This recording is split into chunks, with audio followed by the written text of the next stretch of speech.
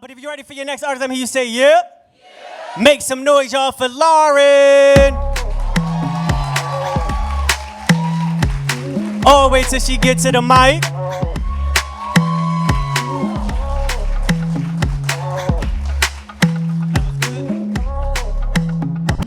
Hi. So this might bring down the mood a little bit. I have some sad shit. Are you ready for some sad shit? Woo! Okay, in all seriousness, trigger warning for suicide, if anyone needs to take their space. So we have a moment for that. This is about my uncle, who took his own life a couple years ago, and the way I still feel connected to him. It's called John. I knew you in bits and pieces. You were air with dust particles, only revealed when the sun hit just right. You were a book written in darkness and obsession. You were a looming legend, a freckled kid smiling from a photograph in the basement, with red hair and a bird on your shoulder. I formed some image of you, assembled from the shards of stories and moments when you were young and popular and perceived to be carefree. You told my mom to tell your friends that you were grounded because you were too nervous to hang out with them, too depressed.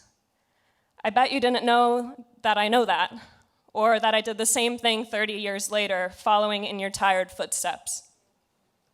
Faking sick to stay home from school because I was afraid that my friends suddenly wouldn't like me.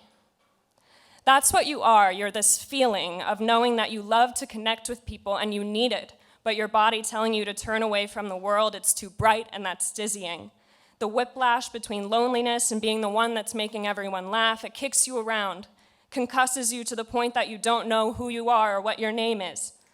All you know is you gotta get back in the game or you'll fall behind or you'll fall from a grace you never asked for. I would tell my friends, I have an uncle that works for National Geographic because that was the coolest career, a real writer. You brought me back a dress from China, red and silken with gold embroidery, and I refused to take it off until it was too small on me and it ripped down the side. You gave me Man's Search for Meaning by Viktor E. Frankl to read when I was 14. A lot of people don't have the sense to do that, give you something to grow into, like an intellect, or a sense of adventure, or a nebulous expectation that you're not even sure of. A lot of people tell me that I have potential, that I'll go places, but you looked at me and appreciated my words like you knew. That's what you are, you're this feeling. That part of us, good and bad, are rooted in the same tree. But at some point along the way, our twigs shot off in different directions. We both took the road less traveled by, but I left breadcrumbs to guide me on the way back. So when I got lost and it got dark, I could go home. We have the same landmine DNA, but I managed to dodge the explosions. Something that feels like neither will nor luck, it feels like circumstance, pure circumstance. That I'm in a million places every day, eyes on faces, feet planted on endless latitudes and longitudes. I have my hands in the grasp of your daughters. My heart is faced outward for the first time in years, and you'll never be anywhere ever again.